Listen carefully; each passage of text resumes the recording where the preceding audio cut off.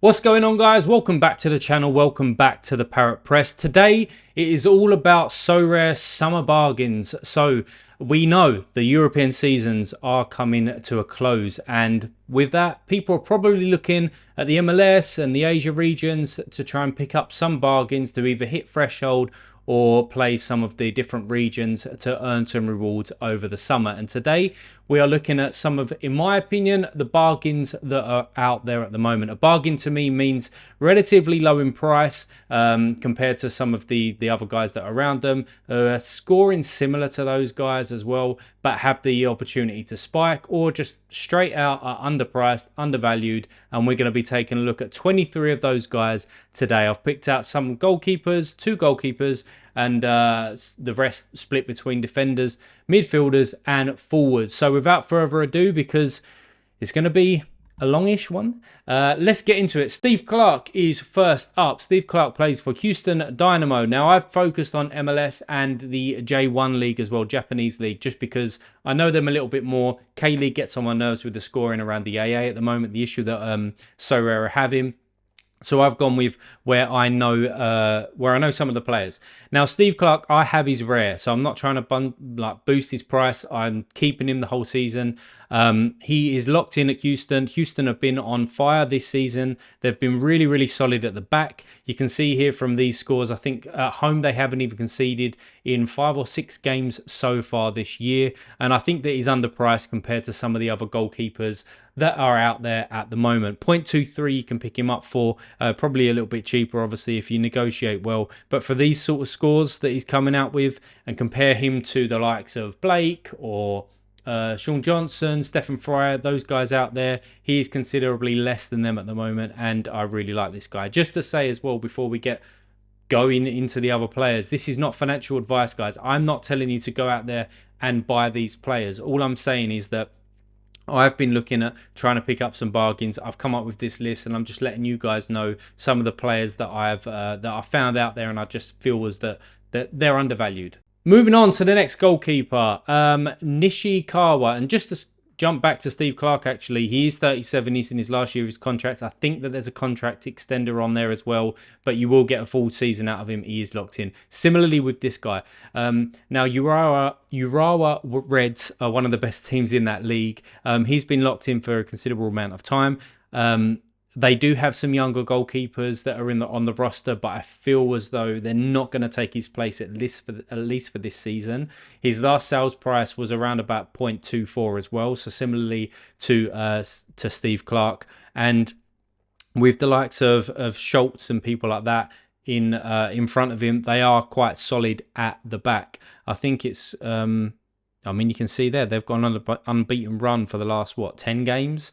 Really, really solid outfit, and he's the number one there at the moment. Do your own research, or if you know some kind of Japanese league experts, go out there and ask them. But considering what I was looking at, and I wanted the sort of spikes in there, the likelihood of clean sheets, and from a price point of view, I think he was tough to beat as well. So they're the only two goalkeepers that I've got on the list. As we know, goalkeepers are a bit of a premium. They're very annoying to sign one for a long term, but those two guys I like. Moving on to defenders, then we've got Ryo Hatsushi. Now, I'm going to absolutely butcher some of these names, so apologies in advance. But this guy plays for Vissel Kobe, who were terrible last year but have come back firing this year. Been really, really good. And this guy takes some of their set pieces. So a guy who takes set pieces, who plays in one of the best teams in the league, and he's locked in at left back this season. You can see here how many 90 minutes in a row that he's actually played. That ticks all of my boxes for me. And for a price of around about 0.06, just over £80, I think is decent value.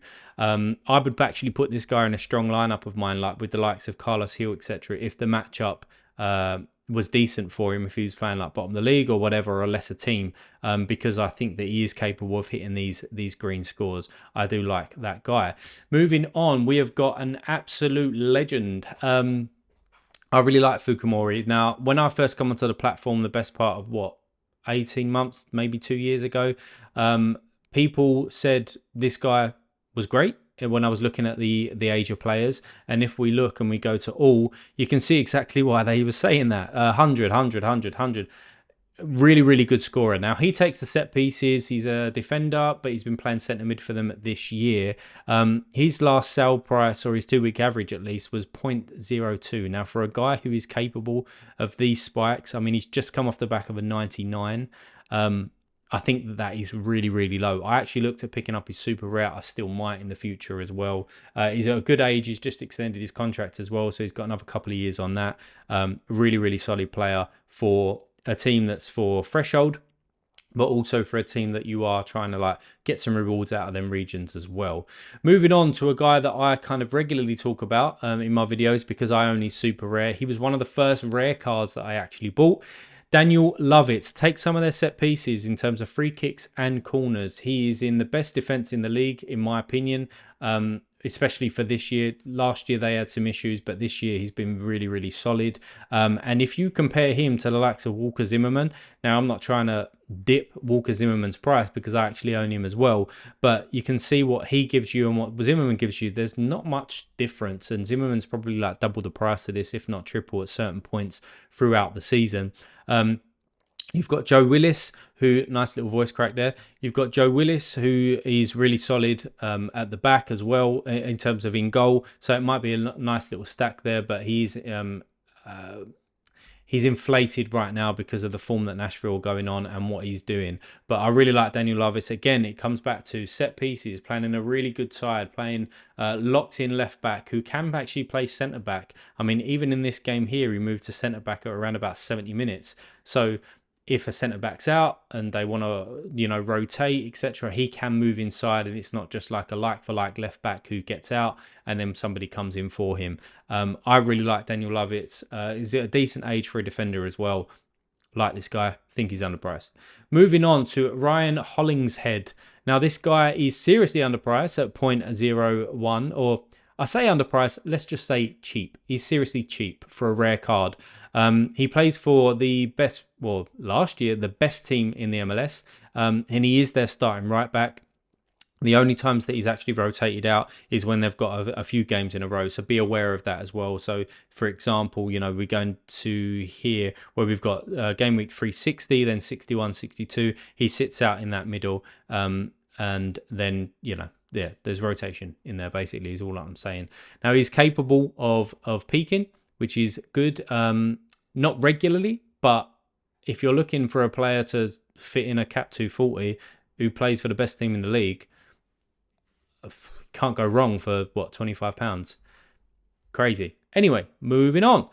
These two guys I'm going to actually talk about together. So we've got Ranko, I'm not going to pronounce his surname, and we've got Tristan Blackman as well. They both play for Vancouver Whitecaps. Vancouver signed Takioko as their goalkeeper this year, and he's been absolutely phenomenal. Defensively, they look a much better outfit this year. And in front of them, there's these two guys. Now, you can see here from recent times, he's capable of that little spike once he gets that decisive. But from an AA point of view, he's okay. For a cap 240, a little bit high at the moment. But once that stretches out a little bit more, I think that will probably come down to around about 50. But again, from a price point, if you can pick him up for about 0.025, something like that, I think that he's a good fit into your gallery. And then this guy seems to be a little bit more consistent at a higher level. We got Ranko in there as well. Is he a new signing? No, he's not. No, he's been there all the time. But yeah, with that solid goalkeeper behind them, I think they're more likely of clean sheets moving into throughout the year. And these two guys should be their starting centre backs. So there you go. Two more defenders to talk about. We've got Shiotani here, who plays for Sam Fries. Now, I've got Araki. He's centre-back partner. Well, they play three at the back. They've got Sasaki as well. He's an absolute animal. But he's 10 times the price of what this guy is. And then Araki is a touch more expensive, probably double the price of Shiotani. But Shiotani come in recent-ish. When was it? Last couple of years, maybe. Let me just go to all teams and then Sam Fries, make sure. Yeah, last couple of years. But he's made that right slot of the back three his own.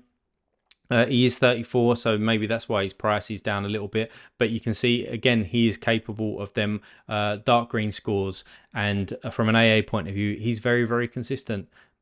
And at that price, again, it's another good price in my opinion. Moving on to the last defender that I'm going to talk about in this list is Seo Young Woo. Now, this guy, if people have been following the Asian regions, or even, well, from an all-star point of view, right? If we take a look at his scores here last year, he was one of the best defenders in the game. He was certainly in the top 10.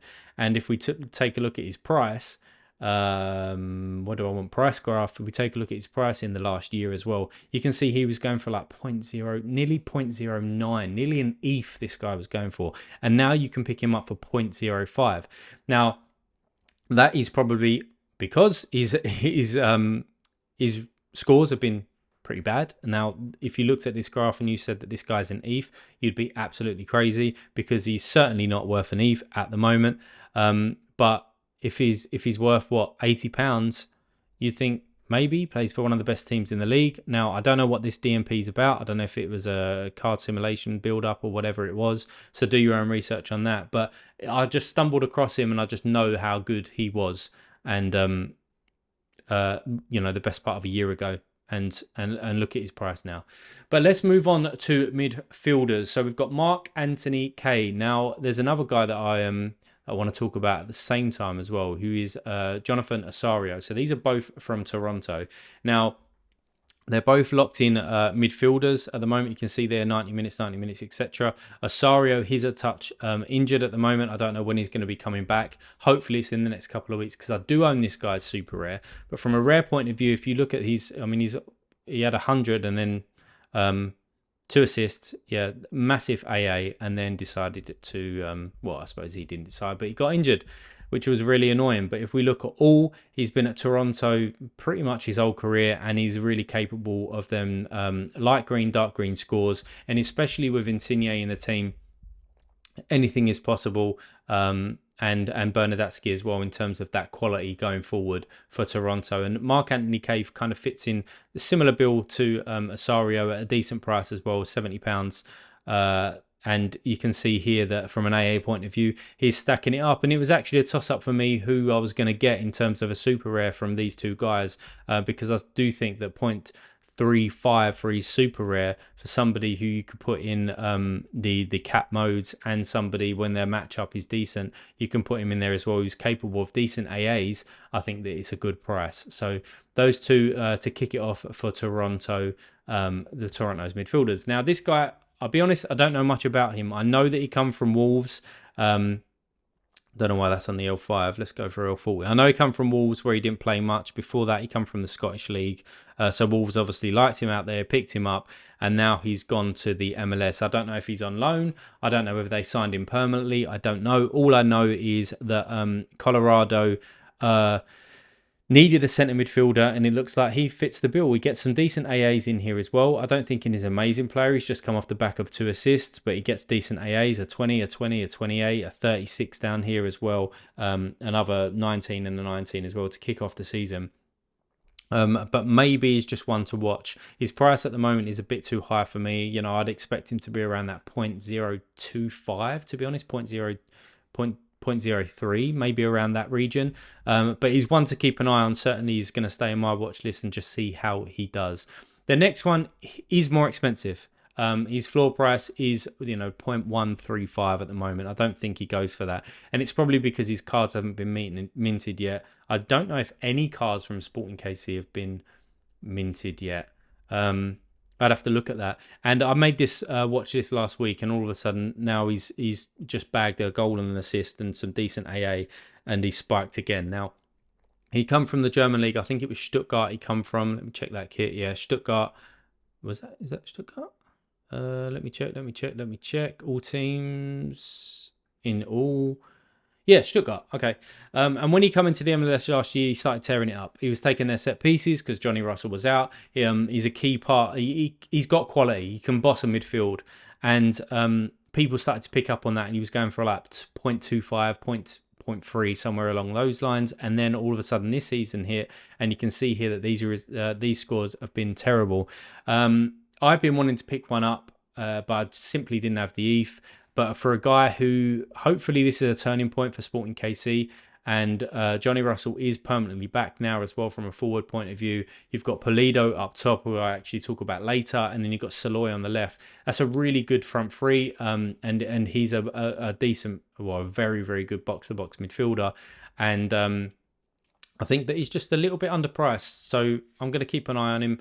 Maybe I'll pick one up in the future. Moving on, Akuno. I don't know too much about this guy like this year, but last year when I was actually looking for a Japanese midfielder, this guy was high up on my list because of the consistency this guy has. He is 33 years of age. He's in his last year of his contract. However, you can see that his legs haven't gone because he's playing 90 minutes after 90 minutes, and he's just really consistent. So again, if you're looking for another capped player who's relatively cheap, what is he, 0.04? He should be on the list. He's somebody who's, I mean, he's never gone behind, well, back here, I mean, that was a best part of a year ago, but since then, he's never gone below a 41, which is very, very good for your cap modes. Of course it is. But I like him. I don't know if he takes set pieces. Let's have a quick check. He doesn't. It's the other guy that I was going to include in this list as well, Harakawa. But yeah, he doesn't take set pieces, but I do like him. Now, moving on, we've got 3 Seattle boys in this video, and the first one here is João Paulo.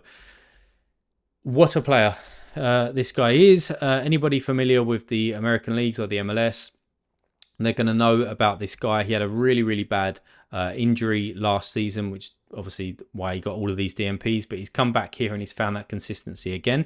He DMP'd last game because of build-up of yellow cards. You can see here he does like to get stuck in, but he's such a key player for Seattle. When he plays well, Seattle plays well, and they grind out results. Now, Seattle are one of the best teams in the league, if you don't know that. They've got people around him like Morris. You've got the Roldan brothers. You've got Yamar at the back. You've got Tolu. You've got Stephen Fry, etc. They're a very, very, very good outfit. And you can see here that he's really, really capable of top scores.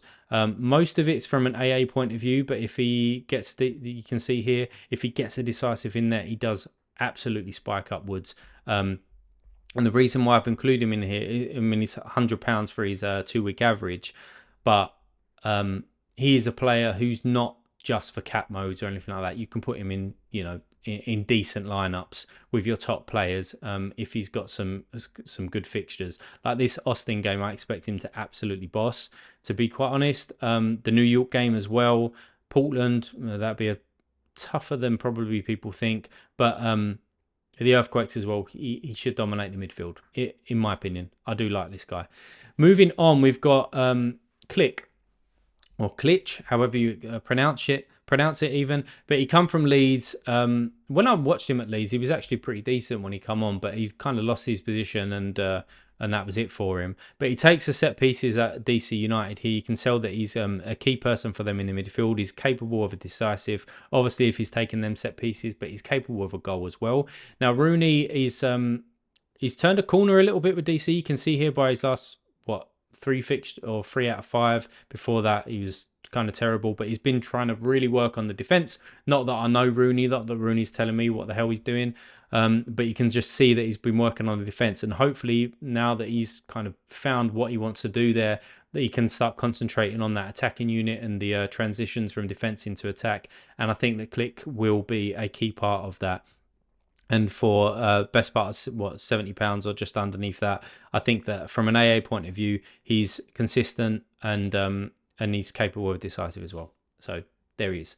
Moving on to forwards then. So the last 6 players that we're going to talk through, we've got Rommel Quieto. This guy I had last year as a forward card, and let me tell you, I paid a lot more than 0.05 for him. The annoying thing with this guy is that he's got midfielders and forward cards, so be very, very careful with that. The forward card is much better than the midfielder. I will show you right now. You can see there that he drops off. I mean, there's 1-on-1 in there, and then you get another one in there. Well, actually, it's not too bad, but anyway, just not prove my point there. But the forward card is better. He's capable of multiple goals. He's capable of high scores. You can see here what a run that he went on here. I had him for this and he won me some rewards. He is their main striker, but the annoying thing is with this guy, he seems to always be injured or he's got a niggle or he's got this. So the news when it comes out, you've got to be really kind of shit hot on that and make sure that you are keeping up to date with exactly what's going on with Montreal. But I do like him. He takes some of their sets as well. The next one is Enzo Copetti or Capetti.